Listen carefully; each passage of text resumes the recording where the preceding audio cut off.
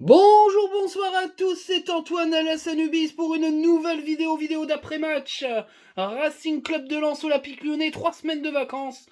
La trêve internationale avec son super football français. Non, je pouvais pas faire de vidéo là-dessus, c'était pas possible, j'allais être trop en colère. On va parler que de Lens et de la bombe de ces dernières heures, le départ de J. Solfi à Nice qui est acté, ça a été acté par la Voix du Nord, confirmé. Aïe aïe aïe, mais on en reparlera après, on va déjà parler de notre victoire face à l'Olympique Lyonnais, un petit Olympique Lyonnais qui a affronté un grand Racing Club de Lens, on va en parler avec pas mal de choses à dire. On va commencer par le 11 de départ avec Brice Samba bien sûr dans les buts, le trio non légendaire mais qui a vu sa réinstallation pour 2 matchs consécutifs avec Medina à gauche, Danso au centre et Aïdara à droite. Jimmy Cabot, encore une fois titulaire à droite. Le retour de Matcha à gauche. Au milieu de terrain, le doublon qui ne change pas. Salis Abdul Samed, Seko Fofana. Et puis le trio devant qui bouge pas non plus. Loïs Openda, Pereira da Costa et Florian Sotoka. C'est du grand classique. Aïdara a quand même montré des choses intéressantes en tant que défenseur central droit. Ça me paraissait logique qu'il soit prioritaire sur ce poste par rapport aux autres joueurs. De toute façon, il n'y avait pas grand choix. Mais en tout cas, il avait fait une bonne entrée à ce poste. Et moi, je pense qu'il est meilleur en défenseur central que en piston. Je l'ai toujours dit. Et ça s'est vérifié sur ce match. On en reparlera. Après, on va commencer par les notes. J'ai mis la note de 7 à Brice Samba. Bon match de Brice Samba, une excellente relance à la main, avec quelques petites enflammades, dont un moment donné où il avance un peu trop son ballon face à merde, comment il s'appelle, Lacazette, et c'était un peu chaud, mais sinon toutes les relances au pied ont été de très haut niveau. Franchement, c'est un bon match de Brice Samba dans ce type de rencontre où il est peu sollicité. Il a été très utile dans la construction du jeu. J'ai mis la note de 8 à Massadjo Aïdara pour son 100e match avec le Racing Club de Lens. Clairement, moi je suis désolé, je m'excuse, parce que je pensais que ça allait être compliqué, et pourtant il m'a fait avoir tort. Même si je savais qu'en tant que défenseur central, il était plus à l'aise qu'un piston, il a été plutôt bon. Maintenant, il est beaucoup moins offensif à gauche, à droite, parce qu'il est gaucher, il est moins à l'aise dans ses passes. Il s'est permis quand même quelques perforations. Il a pas mal essayé de combiner avec Jimmy Cabot. La prestation est très bonne. Pour moi, il a envoyé un signal clair à la direction, c'est-à-dire on attend que Gradic revienne tranquillou. En plus, normalement, il est censé revenir un petit peu avant. Je pense du coup que c'est pas forcément utile de recruter, même si je pensais que ça serait quand même important. Mais avec un Massadou Aïdara à ce niveau-là, c'était quand même pas des peintres en face. L'attaque lyonnaise, même si elle était pas terrible hier soir, c'est quand même du haut niveau et il a su mettre dans sa poche euh, les attaquants lyonnais qui sont passés par son couloir. Donc très bonne prestation. J'ai mis la même note à Danso, très bon. Danso, dans ses relances, dans ses perforations, techniquement, il est de plus en plus sûr de lui. Donc, en fait, il commence à faire un petit peu du Medina ou du Gradit, ce qui rend les 3 centraux extrêmement chiants à gérer pour les attaquants adverses et pour le milieu de terrain, parce qu'ils sont tous les trois capables d'aller perforer et d'apporter le surnombre. Ça peut vraiment être très compliqué à gérer. Une des meilleures notes du match, 9 pour Medina, qui a été excellentissime dans ses interventions défensives, dans ses relances, dans ses perforations. Il a une occasion face à Lopez, c'est pas un attaquant, il fait peut-être pas le meilleur des choix, mais il fait le choix quand même. Il essaye de frapper, parce que ça n'a pas été forcément une évidence dans ce match-là qu'il fallait frapper au but, on y reviendra sur une occasion où on se demande ce qu'il fout là, quoi. Mais c'est un truc de malade. Mais en tout cas, il a pris une dimension, ce joueur. C'est un truc de fou. Il va être hyper bankable à l'été. Ça va être très compliqué aussi pour le garder. On en reparlera aussi par rapport à l'affaire Gisolfi. Enfin voilà, faut pas non plus faire des films. Il y aura bien sûr des départs sur des joueurs hyper cotés de chez nous. Mais je veux dire, c'est la vie d'un club qui est pas top budget, quoi. C'est clair. Mais ça, on y reviendra après. En tout cas, une des meilleures notes de l'équipe. J'ai mis la note de 8 à Machado. Moi, je trouve qu'il fait un très bon match. Il centre. Il a été fort défensivement. Il a mis à mal son adversaire direct. Je crois que c'est Tété qui l'a complètement il l'a vitrifié. Des beaux centres, surtout en première mi-temps, où il fait 2 beaux centres sur Openda qui mettent en danger Lopez. Il a été vraiment, vraiment intéressant. Ça fait du bien de revoir Machado parce qu'il a manqué, je trouve, parce qu'il apportait quand même pas mal de dynamisme et il offrait pas mal de solutions à Seko Fofana qui dézone beaucoup sur la gauche. Moi, clairement, il m'a plu. Il m'a plu, notre ami Machado. Pour moi, c'est le titulaire à gauche indiscutable de cette équipe. L'autre côté, 5 pour Jimmy Cabot. Match moyen de Jimmy Cabot. Alors défensivement, il a fait le travail, mais je trouve qu'il n'a pas assez centré. J'ai pas été le seul à le trouver d'ailleurs. À côté de moi, les collègues qui étaient à côté de moi en tribune, on a pesté tous ensemble. Il y a des actions où il cherche à dribbler, rentrer dans la surface, alors qu'il a une qualité de centre qui est là, puisque sur les coups de pied arrêtés, il a amené du danger. La seule fois où il a pris une initiative, il frappe, c'est sur le poteau. Moi, je suis désolé, c'était de bonne facture. Bah, clairement, c'est. Enfin voilà, il doit montrer beaucoup plus de choses que ça au niveau des centres. Moi, je suis désolé. Alors, peut-être que je suis influencé parce qu'on est matrixé à la Jonathan Klaus qui faisait des super centres, mais il en est capable. C'est pas comme s'il était mauvais centreur. Il est très bon au centre puisqu'il est capable de faire d'excellents coups de pied arrêtés. Mais je trouve que il stéréotype trop ses incursions en rentrant dans la surface. Au bout d'un moment, les défenseurs, ils savent comment le gérer. Il faut qu'il fasse de la surprise et qu'il centre, soit centré, soit perforé. Il est capable des deux. Alors il faut qu'il alterne les deux. Moi, j'ai trouvé sa prestation moyenne un petit peu meilleure en fin de deuxième mi-temps où il a lâché les chevaux, il fait une super frappe. Mais en tout cas, moi, j'ai été un petit peu déçu. Faut le dire quand même. Au milieu de terrain, 9 à Salid Abdul Samed qui fait un putain de match. Il a marché littéralement sur le milieu de terrain lyonnais. Et le milieu de terrain lyonnais, c'est quand même pas de la merde. Enfin, il faut quand même le dire. Le Penant, Cacré, et puis. Le Penant, Cacré, et puis je plus. Bref, je me rappelle plus. Ah, c'est pas de la merde, quoi. C'est un super milieu de terrain. C'est un super milieu de terrain. Et Salis Abdou Samed est reparti avec Le Penant dans une poche. Et puis, Cacré dans l'autre poche. Il a été majestueux. Peut-être encore meilleur que Doucouré. Euh, c'est beaucoup dire. Mais franchement, il est impressionnant. Très, très impressionnant.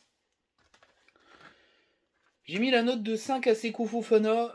Il revient de sélection. Je pense qu'il était un peu caramélisé. Il a été super bien pris en première mi-temps par les Lyonnais qui ont super bien défendu sur lui. Un peu plus d'espace en deuxième mi-temps où il s'est un petit peu plus affirmé et s'est un petit peu plus montré. Mais ça reste moyen. Je pense qu'il n'était pas revenu de l'avion de la sélection, mais je pense qu'avec une semaine d'entraînement, un petit peu de repos, on va récupérer un Seko Fofana beaucoup plus actif. Mais force est de constater qu'on va faire une spéciale sur lui à chaque fois, l'adversaire. Ils vont essayer de le fermer à chaque fois pour éviter qu'il devienne dangereux et qu'il frappe en entrée de surface. Ben, il va falloir faire évoluer le jeu pour pouvoir montrer des choses, autre chose. Mais en tout cas, voilà, c'était pas une prestation divine de la part de Seko Fofana. Enfin, il peut pas toujours être excellentissime non plus. Hein. La note de 7 à Florian Sotoka. Il fait un bon match, Florian Sotoka, récompensé par un penalty. Quelques mauvaises passes, mais sinon, globalement, il a été quand même très bon techniquement. Par contre, il a très peu frappé. C'est le reproche que je vais faire aux trois de devant. Ils prennent pas l'initiative de frapper. Combien de fois dans la tribune on a entendu gueuler mais frappe, bordel. C'est clairement ça en première mi-temps. On n'en pouvait plus. Enfin, ils voulaient rentrer dans le but avec le ballon. Je l'ai tweeté d'ailleurs et ça m'a exaspéré parce qu'on avait des occasions d'enrouler des ballons. Alors je sais bien, Lopez c'est un titan en face, hein, c'est clair. Mais il faut tenter quand même. Faut tenter quand même parce que quand on a tenté en deuxième mi-temps, on les a mis en danger. Derrière il y a but. Donc clairement, faut arrêter quoi. Faut frapper. Faut prendre des initiatives de frapper. J'ai mis la même note à Pereira da Costa, qui a été bon. Techniquement très au-dessus du haut. Par contre, c'est pareil, dans le dernier geste, il doit vraiment s'améliorer parce que toute cette super qualité technique, il la gâche un peu dans des choix qui ne sont pas bien, pas adaptés à la situation. Ça me fait penser un peu à Seco, un peu l'année dernière, où il faisait de super éliminations et derrière, il faisait les mauvais choix. Et j'ai l'impression que Pereira da Costa a un petit peu ce défaut, il va falloir quand même le gommer pour évoluer et franchir un palier. En sélection, il est capable de marquer des super buts. Là, il prend pas d'initiative. Il va falloir un petit peu hausser ce niveau de. Comment dire euh, d'initiative, clairement, pour franchir un palier, même s'il a été, pour moi, quand même de très bonne facture sur ce match. Alors, Luis Openda, je vais aller à l'inverse de ce que j'ai vu sur Twitter. Moi, je mets 7, il fait un bon match. Luis Openda, il est très impressionnant. Derrière, il a fait péter un plomb à Mendes. Les caravanes au cul des Lyonnais, il faut quand même se rendre compte que le mec, c'est une fusée lunaire. Il y a un moment donné, il y a un duel. Il a fait exploser le défenseur. Derrière, la conduite de balle est un peu compliquée parce qu'il perd un peu de lucidité. Sur ses accélérations, il a mis la pression à la défense. Il a fait peur à la défense. Il a fait reculer l'Olympique lyonnais à lui tout seul. Il a des occasions de mettre le feu à Lopez, pas forcément bien payé, mais en tout cas, il a fatigué l'arrière-garde l'arrière-garde lyonnaise, et c'est très impressionnant à voir ballon-pied ou dans les lancements en profondeur. Il est capable sur de bons ballons d'aller griller la priorité à toute la défense et d'aller finir le ballon. Il a quand même des sacrés arguments, ce joueur. Et moi, je trouve qu'il fait un bon match. Maintenant, il n'a pas été efficace, mais toute l'équipe n'a pas été efficace. Donc, on ne peut pas juger non plus tout le temps en attaquant sur sa capacité à être efficace. C'est surtout sur sa capacité à peser dans le jeu et dans les défenses. Et pour moi, il a été bon à cet exercice-là. Pas l'exercice, l'exercice. Pardon. Alors, les remplaçants. J'ai mis la note de 7 à Frankowski, que j'ai trouvé intéressant dans son entrée. Défensivement, il a apporté aussi un petit peu de peps. Il est rentré à la place de Machado. Je trouvais que la rentrée était bonne, intéressante. Et il retourne sur la gauche. Francaise est en train un petit peu de chercher un petit peu dans sa gestion des pistons. Comment il va faire, mais en tout cas peut-être il va jouer sur 3 pistons cette saison, donc il n'y aura pas forcément un poste doublé ou alors au mercato hivernal peut-être, mais en tout cas il va jouer avec ses 3 pistons, donc il y en aura toujours un qui restera, je pense, sur le terrain, un petit peu comme la saison dernière. Où Machado remplaçait Jonathan Klaus et Frankowski passait à droite. Là, ça va être un peu la même chose, c'est-à-dire que Frankowski va passer à gauche et Cabot va rester. Et peut-être des fois, c'est Cabot qui sortira avec Frankowski qui rentrera directement à droite. Et puis Machado restera à gauche, ou voir Ismaël Boura pourra le remplacer. Donc Ismaël Boura pourrait moins intervenir dans le coaching de rotation. Enfin, c'est mon avis, après je peux me tromper, hein. Mais en tout cas, voilà, son entrée était plutôt intéressante. Même note pour Onana, Jean Onana, Julien Onana, enfin je sais jamais, Onana on va dire, on s'en fout, qui a été intéressant dans son entrée, puissant, physique, technique. C'était le numéro 2 sur la liste, mais clairement il a le niveau. Pour moi, c'est un joueur de très bonne qualité sur ce banc lensois, donc c'est vraiment intéressant. C'est vraiment intéressant de remplacer un Seko Fofana par Onana ou remplacer Salis Abdul Samed par Onana. Je trouve que c'est plutôt très intéressant. C'est plutôt très intéressant. J'ai mis la même note aussi à Alexis Claude Maurice, que j'ai trouvé plutôt pas mal. Au moins, il est rassurant parce que j'avais trouvé ses entrées plutôt timides, voire inquiétantes. Là, on a quand même un joueur un petit peu plus dans l'initiative, dans la technique, dans l'élimination, peut-être mieux physiquement. On va voir un petit peu ses montées en puissance, mais ça reste en tout cas un remplaçant de luxe parce qu'il a quand même du niveau. Alexis Claude Maurice, il n'a pas perdu le niveau qu'il avait en Ligue 2. J'ai mis la note de 6 à Wesley Saïd. Je trouve qu'il fait une rentrée correcte, il se procure une occasion. Bon, il prend un petit carton jaune sur une faute un peu sèche, mais sinon l'entrée est correcte. Voilà, il revient de blessure, on va lui laisser du temps, mais en tout cas, c'est plutôt une bonne nouvelle d'avoir un Wesley Saïd dans le groupe. Ça permet d'étouffer quand même l'arsenal offensif lensois, donc c'est plutôt intéressant. J'ai mis la note de 5 à Buxa, en très moyenne. Alors, Buxa, c'est pareil, hein. Alors, sur Twitter, il prend des schlagués, mais c'est un truc de malade mental. Les mecs sont des footix. Ils n'y connaissent rien au football. C'est un truc de. Je comprends pas comment on peut allumer Buxa. C'est sa 3e entrée. Il rentre même pas 10 minutes par match dans des configurations qui sont toujours à peu près les mêmes. C'est-à-dire des configurations de fin de match où on est plutôt dans une position défensive qu'une position d'aller chercher des buts. Comment on peut le juger? C'est compliqué. Il n'a pas joué depuis 3 mois. Il est hors de forme. Conserver des ballons, c'est compliqué, même si je pense qu'il a la capacité pour le faire. Ah, c'est compliqué, quoi, c'est compliqué. Mais c'est moyen parce que je juge la presta telle qu'elle est. Sur les ballons qu'il a eu à garder, il s'est un peu merdé. Voilà. Mais ça s'arrête là. J'irai pas plus loin. J'attendrai la fin du mois d'octobre, quand il aura plus de temps de jeu, quand on sera dans une configuration de match nul à la 60e et qui rentre pour essayer de marquer, ce qui veut dire qu'on sera offensif et qu'on sera devant et qu'il aura des ballons devant. Pour l'instant, il a eu 0 occasion, 0 ballon devant. On ne peut pas juger ce joueur pour le moment. Donc la note, c'est sur sa prestation par rapport au fait de garder le ballon en point d'appui. Mais ça s'arrête là, j'irai pas plus loin. Il faut attendre pour pouvoir faire un bilan de ce joueur. Attendons. Voilà, vraiment attendons.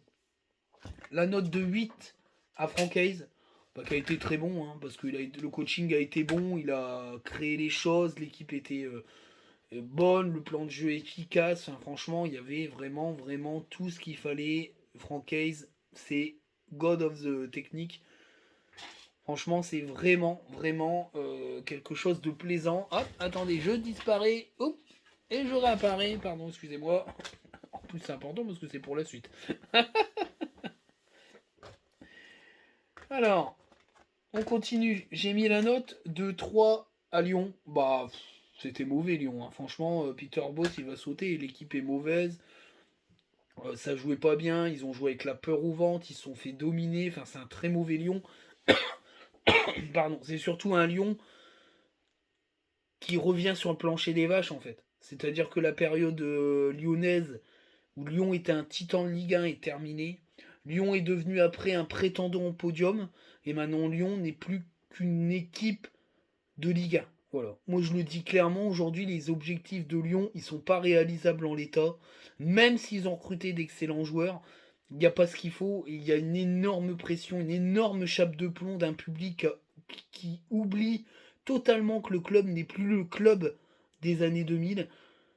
C'est compliqué. Voilà, quand on ne sait pas évoluer avec son club, ben c'est compliqué. C'est un peu comme Saint-Etienne où il y a toujours cette nostalgie d'être un gros club de Ligue 1 alors qu'il ne l'était plus.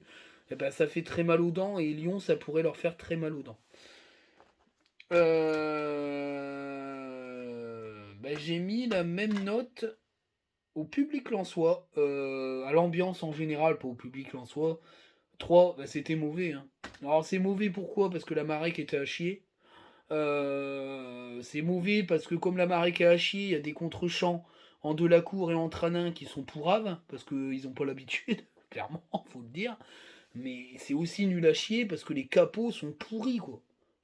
Alors, je sais, monter sur l'estrade, faire chanter pendant 1h30, tout ça, c'est pas donné à tout le monde, on le sait, c'est toujours lancé dans le débat, on le sait. Je dis pas que c'est facile, que tu le fais comme ça, je sais que quand tu montes là-haut, il faut avoir des couilles et il faut savoir gérer. Je n'ai pas dit le contraire. Mais on est en Xerxès, on est juste au-dessus de la Marek. Ils n'ont fait qu'engueuler tout le monde, raconter leur life avec leur mégaphone, des chants pourraves, parce qu'en plus ils font toujours leurs chants, les chansons à texte, c'est nul à chier, il n'y a personne qui a envie de chanter ça. Nous on veut chanter des trucs entraînants, où ça va vite, où c'est bien, c'est que de la merde. Franchement je le dis, il y a 2-3 chants où ça lance, parce que c'est des chants où on sait. Mais franchement, les Champs, ils ont mis 1 million d'années, ils sont nuls à chier. Puis alors en plus, pour niquer l'ambiance, ils nous claquent un liberté pour les ultras, alors que l'ambiance est déjà éclatée au sol. Personne, tout le monde s'en fout, il y a personne qui chante. Va falloir quand même faire quelque chose, hein, parce que là, l'ambiance à 3 c'était pourrave, face à 3 c'était pourrave, mais alors là, il y a un problème, hein. Va falloir quand même que les mecs de la Marek ils prennent leurs décisions par rapport au capot, hein, que je trouve pas vraiment. C'est compliqué, hein. C'est compliqué. Alors, je sais qu'en plus, il y a des bisbilles avec la direction, machin. Enfin bref, on y reviendra avec le Kaji Solfi, mais quand même. Quand même. On va parler du match. Première mi-temps assez cadenassée parce que Lyon défend plutôt bien, mais on a la main mise sur le match. Le problème, c'est qu'on veut pas tirer au but, qu'on veut rentrer avec le but dans le ballon, donc on se met en situation d'aller dans l'entonnoir avec un Jimmy Cabot qui centre très peu, alors que Machado derrière centre et donne du danger. Je pensais qu'on marquerait en première mi-temps et j'étais assez frustré. Parce que je me suis dit, attention quand même. Attention quand même parce qu'on se met dans des situations, on va se prendre un vieux but lyonnais, ils vont venir, enfin voilà, parce que Lyon c'est quand même pas des peintres, mais là ça l'a été sur ce match. Mais de base normalement c'est une équipe censée quand même être dangereuse. Quand on rentre en deuxième mi-temps, je pense que Francaise a dû dire faut arrêter les gars, faut jouer au football. Il faut arrêter de tourner autour du but comme des joueurs de handball, faut rentrer là-dedans. Il y a clairement eu un coup d'accélérateur. Et une fois qu'on a mis l'accélérateur, les Lyonnais ils ont explosé façon Pulse, clairement. Et on leur a mis misère. Ça a duré un quart d'heure, 20 minutes, où ils ont réussi à tenir la dragéose, puis de faire quelques contre-attaques un peu pour tenter de nous faire un peu reculer. À partir de la 70e, c'était terminé. Ils ont explosé en vol. Les occasions, ils n'ont pas arrêté. Ils ont une chatte de malade sur des frappes. Ça rebondit sur le joueur, les poteaux, tout ça. Je me suis dit, putain, c'est pas mérité ce match nul. Et puis derrière, ils craquent. Penalty. Florence Otoka, j'étais stressé, hein, parce que comme il en avait loupé un, il le met superbement bien. La victoire est méritée. Voilà, la victoire est méritée. On a surclassé des Lyonnais qui pour moi sont moribonds et qui vont avoir du mal à être dans le top 5. Il va falloir vraiment que les clips se reprennent et qu'ils enchaînent un nombre incroyable de victoires pour se relancer. Ça va être très très compliqué. Très très compliqué. Les grosses équipes qui sont censées être les concurrents de Rennes et de Marseille sont, à part Monaco qui revient bien parce qu'ils ont un calendrier qui leur permet de revenir comme ça parce que le calendrier est beaucoup plus facile. Les grosses équipes, ils calent. Et cette année, le trou commence à être fait des 4 premiers, dont on fait partie, ce qui est exceptionnel. Et attention, attention, parce qu'après, le championnat est coupé en deux, c'est vrai. Donc ces équipes-là peuvent se dire, on essaye de terminer pas trop mal avant la trêve de la Coupe du Monde, et puis on redémarre un nouveau championnat après à partir du 1er janvier avec le Boxing Day, donc ça peut aller très très vite le Boxing Day. En plus on démarre par le PSG, donc à nous de continuer de creuser l'écart, parce que si l'écart continue de se creuser, parce qu'il va y avoir pas mal de confrontations directes, il y a des équipes qui pour moi ne reviendront jamais. En deuxième partie de championnat, il y aura trop d'écart. Et ça va jouer entre les 4 équipes, il va y avoir un championnat à distance. Et ça c'est hyper excitant. C'est hyper excitant. C'est là où un championnat est excitant. C'est quand tu as un duel à distance. Quand il faut aller gagner les matchs parce que Lorient va gagner, va y avoir la pression, ça va jouer, ça va créer une émulation. Parce que Lorient mérite d'être là aussi. Régis Lebris fait un putain de boulot là-bas. Les 4 équipes, bon le PSG c'est logique. Marseille on peut dire ce qu'on veut, même si ça joue pas toujours bien, c'est costaud. Pour moi les 4 équipes méritent d'être là où elles sont. Derrière il y a Rennes qui enchaîne, mais qui a quand même un train de retard, et donc il va falloir, je pense pour les Rennais, faire pas mal de victoires en confrontation directe, ce qui va obliger quand même Rennes à enquiller. Voilà, c'est très très très très très très très chaud et c'est un super championnat. Voilà, le résultat c'est qu'on a mis Lyon en PLS astral et ils sont loin derrière nous. Lille a perdu. Voilà, les gros ont pas gagné à part Rennes et puis nous. Donc voilà, on y est, on est là, on est quatrième, c'est mérité. Pour moi, on est à notre place par rapport à ce début de saison. C'est excitant et on est très très proche des places du podium. À nous de continuer, à nous de performer et à nous d'y croire, clairement. Voilà, à nous d'y croire clairement. Voilà, pour cette première partie de vidéo. La deuxième, on va parler bien sûr de la bombe, Florian Gisolfi, qui pourrait aller à Nice, c'est presque acté par la Voix du Nord. Aïe aïe aïe, mais en même temps, je vois tellement de trucs sur Twitter du FC trou du cul là, enfin franchement, et puis ils sont visés les gars, ils savent qui je parle. Hein.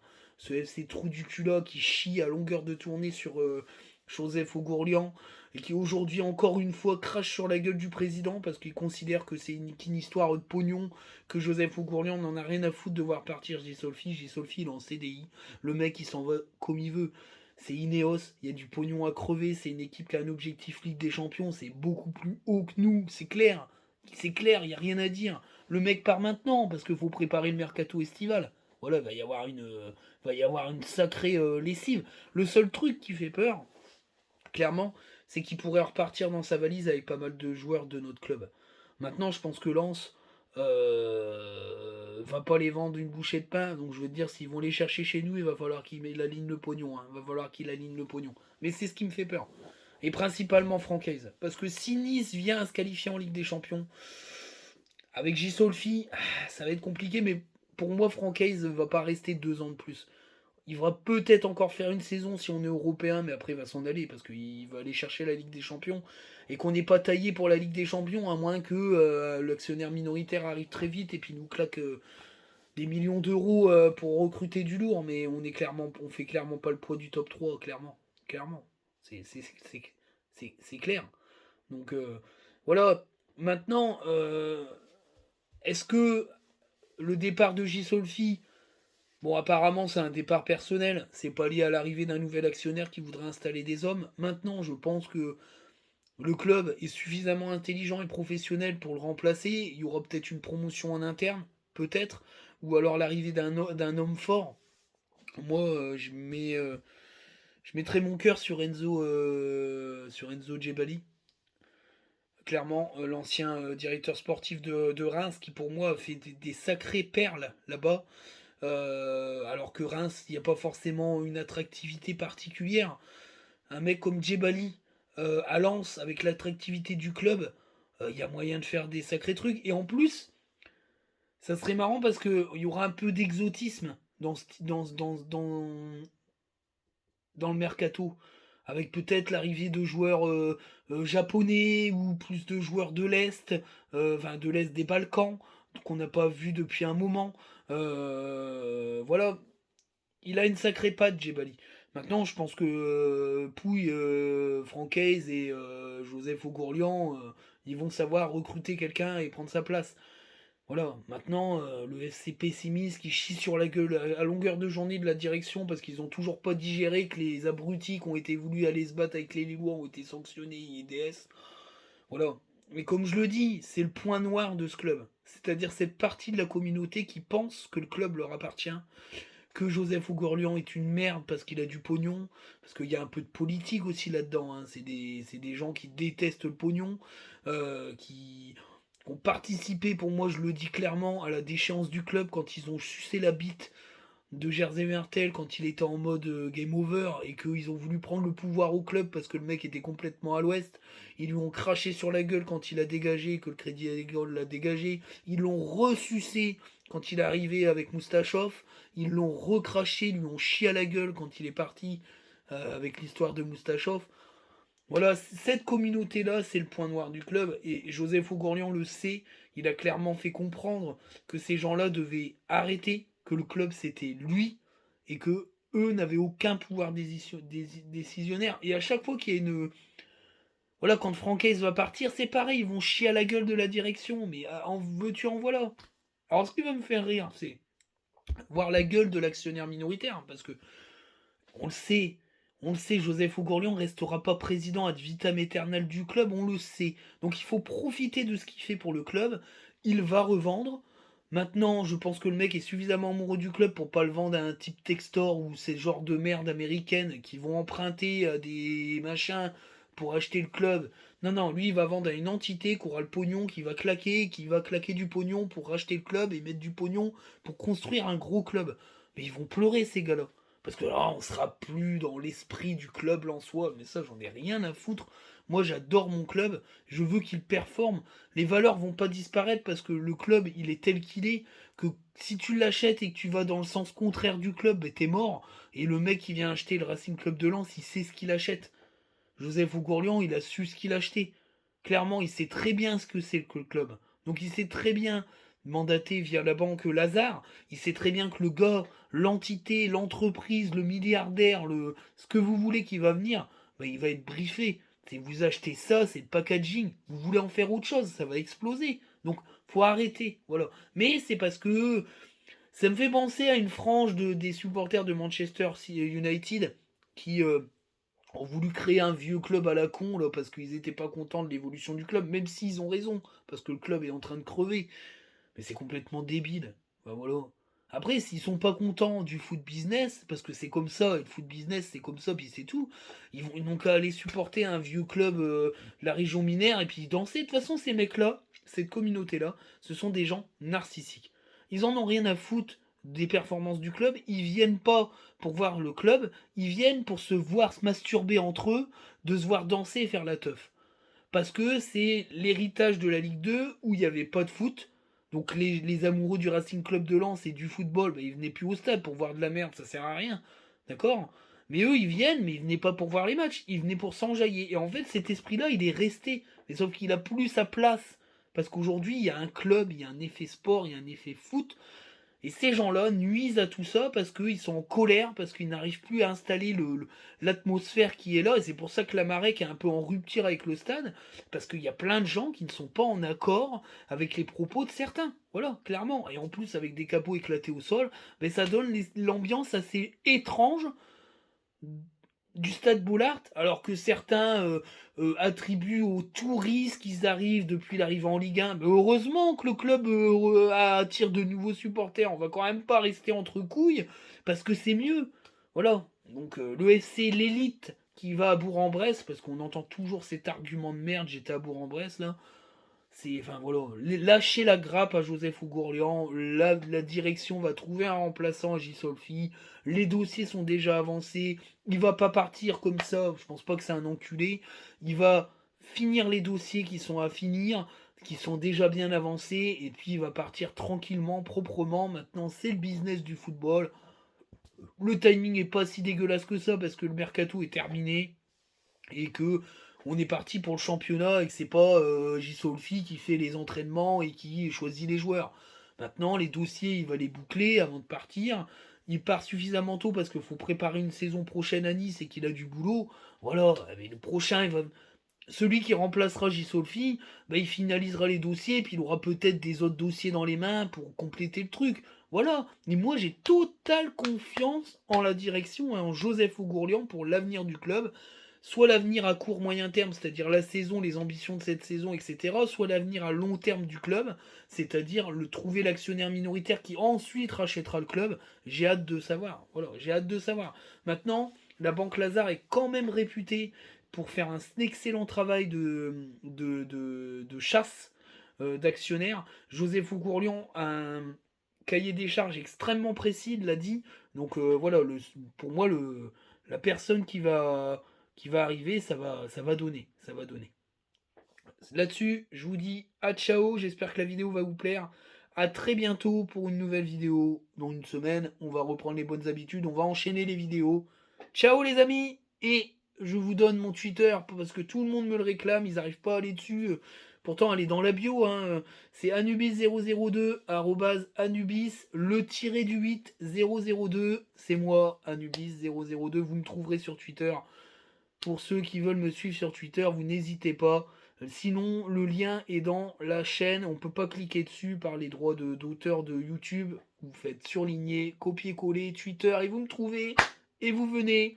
On s'abonne, on partage, on se fait plaisir. Toujours un plaisir d'échanger avec vous. À très bientôt. Ciao.